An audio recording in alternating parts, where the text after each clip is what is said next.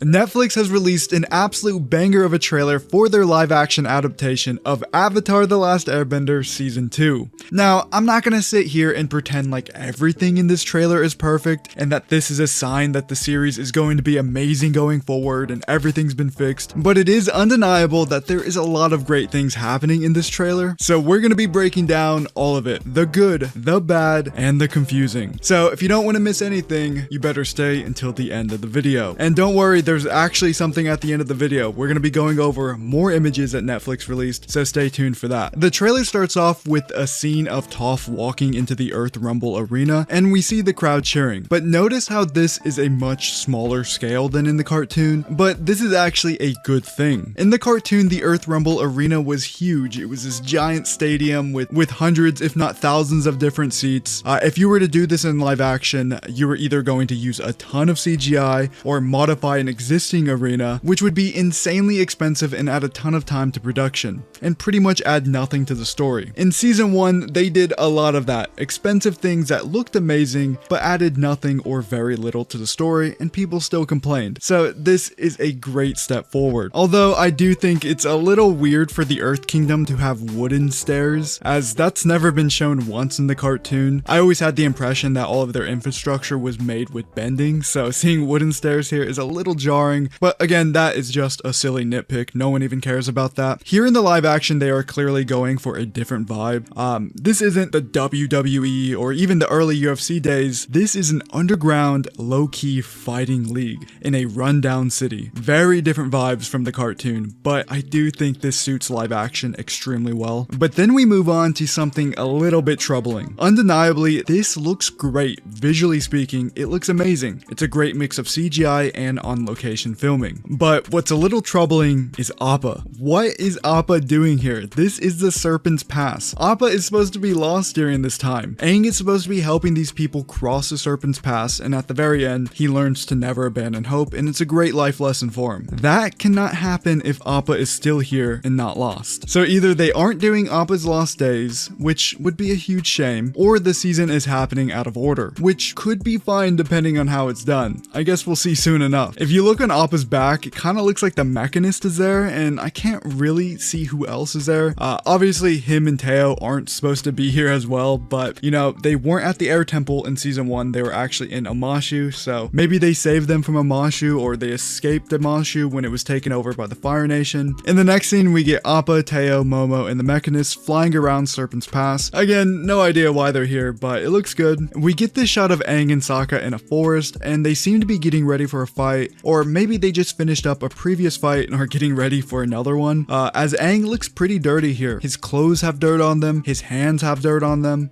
I want to say this is during the chase, or maybe it's a Netflix original scene, I'm not sure. I know Aang looks a lot older, but considering the vibe the series is going for, I kind of like it. It's oddly fitting. The smirk he gives here at the end is very much Aang vibes. Here we get one of the most telling shots of the trailer. This scene proves that they're listening to feedback and that they went into this season with the mindset of improving upon the first season and making Avatar fans happy. And I'll get to why in a moment, but where are they? Like, I actually don't know. Obviously, this is Earth Kingdom territory. You can tell as much by looking at that wall. But where in the Earth Kingdom? Seeing all the people down there and then that boat, it almost seems like that's the ferry that takes people into Sing Se as refugees, but that wouldn't make sense. It just seems weird if that was happening. I kind of like the fact that they're just training out in the open right here. Obviously, they're firebenders and they're in the Earth Kingdom and they gotta be careful. They can't let anyone know they're firebenders. However, Iroh is teaching Zuko a move that looks like waterbending. As you all know, lightning redirection was based off of waterbending movements, so theoretically it should be safe to train out in the open. This is an injured Iroh. We know he gets shot by Azula. His bandages seem to have a little bit of blood on it too, which is a nice touch. Iroh looks great. He matches a cartoon extremely well. Same beard, same hair. The outfit is a little different, but I like it. There's nothing wrong with a little bit of color. It looks good. Now here is the money shot. Zuko's scar has been changed. It's no longer the small little bruise it was in season 1. This is a real scar, a real burn mark. I know a lot of people are still going to have their gripes that the scar is too small or whatever, but since they showed us exactly how Zuko got his scar down to the size of the fireball, they can't really do too much. This is probably like the best they could do. too. But I guess they can retcon that too, but then we're just retconning on top of retcons. Do we really want to do that? Overall, they both look great. Nice little touch they have here with Zuko having his swords on his back. This is another shot of the Earth Rumble arena. We see Aang reaching down to feel the earth, and then the shot switches, and then we see that he's blindfolded. I wonder if this is going to be the scene where Toph rolls a giant boulder down at him while he's blindfolded. Katara looks pretty scared here, and I'm sure we're gonna find out exactly why in the next scene, but correct me if I'm wrong here, her necklace seems to have been changed a little bit since season 1. The pendant at the bottom seems to be a little bit thicker now, and the chain or cord or whatever you want to call it seems to be made out of leather instead of rope like before. I love the way the sea serpent looks. If you're going to take any design from Avatar and make it a little more scary, this is the one. The sea serpent needs to be scary.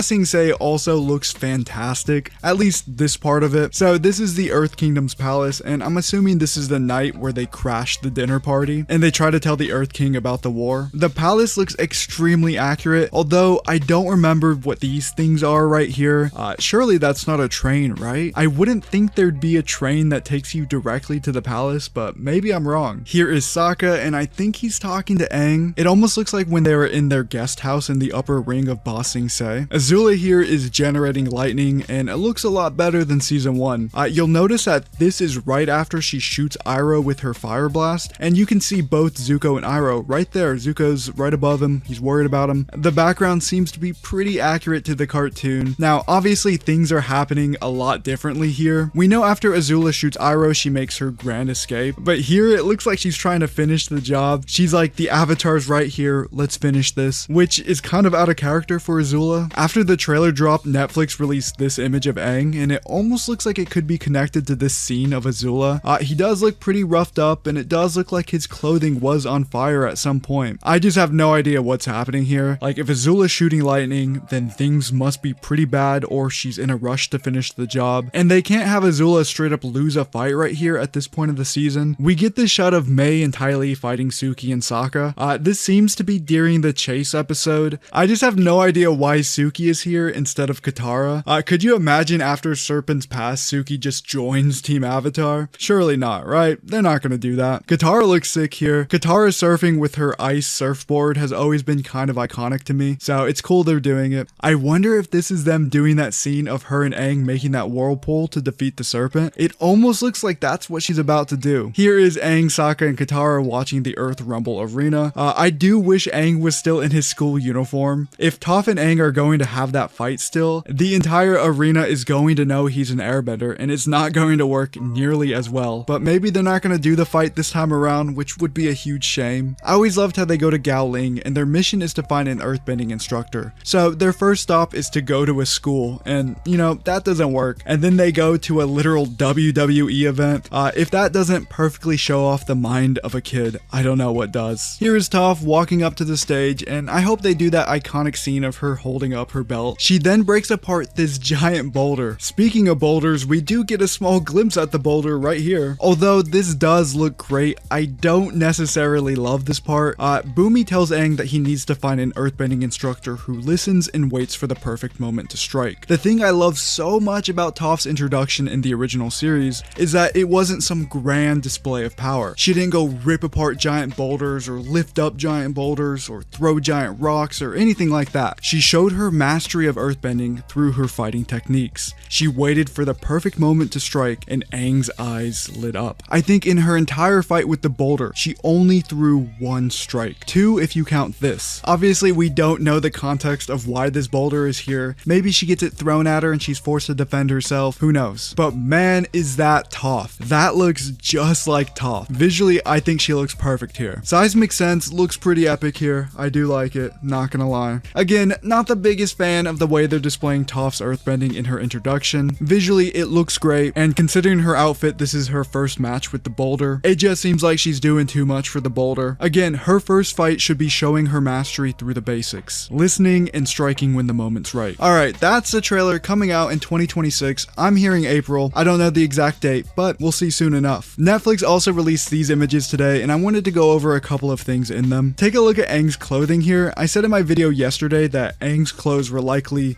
2 different colors because they were probably torn in battle, but actually a friend pointed out to me something a little bit different. And now that I'm getting a better look at it here, it makes sense. Basically, his theory was that Aang's outfit had been extended by hand to account for his growth spurt, and they'd have a cute little scene about it in the show. I do think this seems extremely likely. The air nomads have been gone for over 100 years. Their temples have either been raided, destroyed, or taken over.